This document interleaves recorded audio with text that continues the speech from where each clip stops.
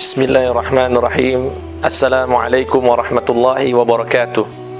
Alhamdulillah wa syukru lillah, la hawla wa la quwwata illa billah. Alhamdulillah, puji syukur kehadirat Allah subhanahu wa ta'ala. Salawat teriring salam selalu kita sampaikan kepada Nabi Muhammad sallallahu alaihi wasallam. Pemirsa MJA TV yang insyaallah Allah subhanahu wa ta'ala rahmati, melanjutkan dari pembahasan surat Al-Asr, yang mana Allah subhanahu wa ta'ala berfirman, wal asri innal insana lafi khusrin, demi masa sesungguhnya manusia sungguh berada di dalam kerugian. Penekanan dari Allah subhanahu wa ta'ala bahwa kita manusia itu pasti akan merugi, dan ini sudah kita jelaskan dari apa yang dijelaskan oleh para ulama kita. Kemudian Allah subhanahu wa ta'ala memberikan pengecualian yang sudah kita tahu bersama. Ada 4 hal yang insya Allah akan kita bahas, tapi salah satu yang akan kita bahas yaitu 2 hal pada kesempatan ini, yaitu illal ladzina amanu wa amilus shalihat, kecuali orang-orang yang beriman kepada Allah dan beramal soleh. Pastinya kita yang sering membaca Al-Quran, kita menemukan Allah subhanahu wa ta'ala di dalam Al-Quran menyebutkan iman, kemudian menyebutkan amal soleh. Dan 2 hal ini jamaah sekalian, 2 hal yang tidak bisa dipisahkan. Alladzina amanu wa amilus shalihat.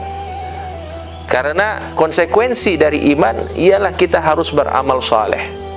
Untuk membuktikan iman kita benar atau tidak kepada Allah subhanahu wa ta'ala, kita harus menunjukkannya dengan kita melakukan amal saleh. Untuk itu jamaah sekalian, kita harus sama-sama memahami apa yang dimaksud oleh Allah dengan iman dan apa yang dimaksud oleh Allah dengan amal saleh. Di sini jamaah sekalian, para ulama menjelaskan kepada kita bahwa iman dan amal soleh tidak mungkin terwujud kecuali kita mempelajarinya, yaitu kita mempelajari iman kepada Allah dan kita mempelajari bagaimana kita melakukan amal soleh. Dan ini sesuai dengan firman Allah subhanahu wa ta'ala melalui tafsir bil ma'thur, yaitu menafsirkan Al-Quran dengan Al-Quran. Nah, ini menurut para ulama adalah salah satu metode dari penafsiran yang sangat kuat, yaitu kita menafsirkan Al-Quran dengan Al-Quran.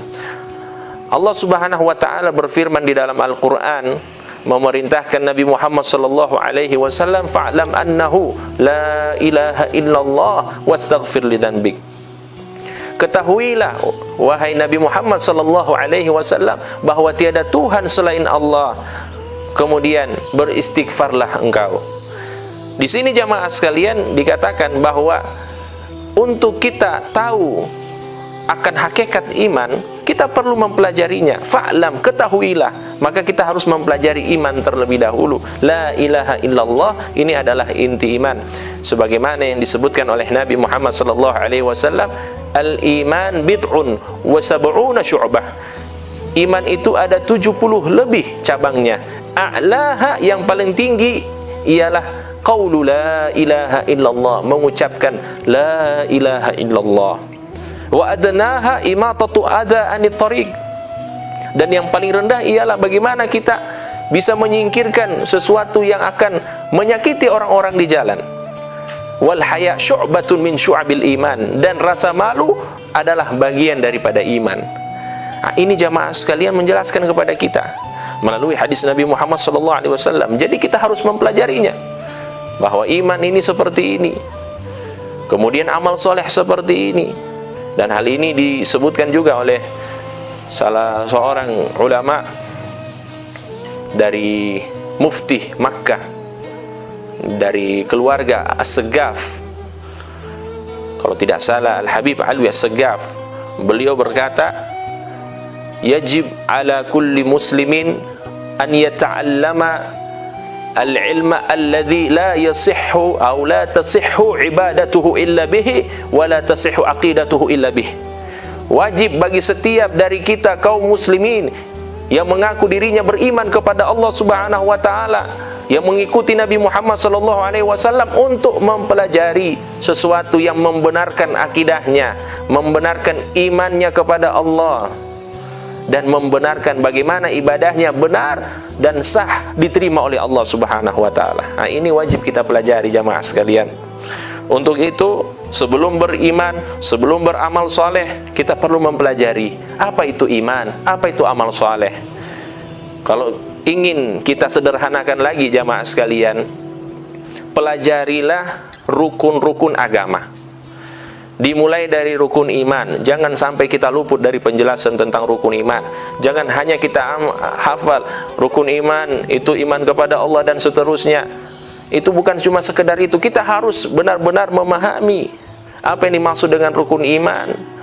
Kemudian juga kita memahami rukun Islam yang tidak lain ialah bagaimana kita diperintahkan oleh Allah Subhanahu wa taala, atau ini termasuk hal-hal yang wajib bagi kita untuk menunaikan rukun Islam. Termasuk di dalamnya adalah salat, termasuk di dalamnya adalah zakat, termasuk di dalamnya adalah puasa, begitu juga haji. Semuanya ini wajib kita pelajari ilmunya. Kalau kita ingin termasuk orang-orang yang beriman benar, kemudian beramal soleh, kita wajib mempelajari rukun iman, rukun Islam. Tidak cukup hanya rukun iman dan Islam, karena mungkin ada dari kita, dia sudah beriman kepada Allah, sudah beramal soleh, akan tetapi mungkin hatinya busuk, hatinya tidak baik, ada tujuan-tujuan yang lain selain Allah Subhanahu wa taala, sehingga kita memerlukan untuk pelajaran tambahan, yaitu rukun ihsan. Rukun ihsan disebutkan oleh Nabi Muhammad sallallahu alaihi wasallam, an ta'budallaha ka'annaka tarah. Engkau menyembah Allah seakan-akan engkau melihat Allah. Seakan-akan, bukan berarti melihat Allah. Kita seakan-akan melihat Allah. Fa illam takun tarah fa innahu yarak. Kalau misalnya engkau tidak mampu melihat Allah, percayalah Allah Subhanahu wa taala selalu melihatmu. Ini adalah rukun ihsan, yang mana kita wajib untuk mempelajarinya. Bagaimana caranya kita membersihkan diri dari sifat-sifat buruk kita, kemudian kita hiasi diri kita dengan sifat-sifat baik. Nah, ini termasuk pembahasan dari rukun ihsan yang wajib kita pelajari. Dan rukun ihsan ini jamaah sekalian menjadi barometer apakah benar ibadah kita ataupun salah secara batin. Karena Allah Subhanahu wa taala tidak menerima amalan dari lahirnya saja, akan tetapi yang dilihat oleh Allah adalah sesuatu yang ada di balik dada kita, itu dalam hati kita. Untuk itu jamaah sekalian, untuk benarnya iman kita kepada Allah, amal soleh kita, ibadah kita, kita perlu mempelajarinya. Dan iman dan amal soleh ini termasuk hal-hal yang disebutkan oleh Allah Subhanahu wa taala penyelamat bagi kita, supaya kita tidak tergolong orang-orang yang merugi. Mudah-mudahan yang sedikit ini bermanfaat untuk kita semuanya.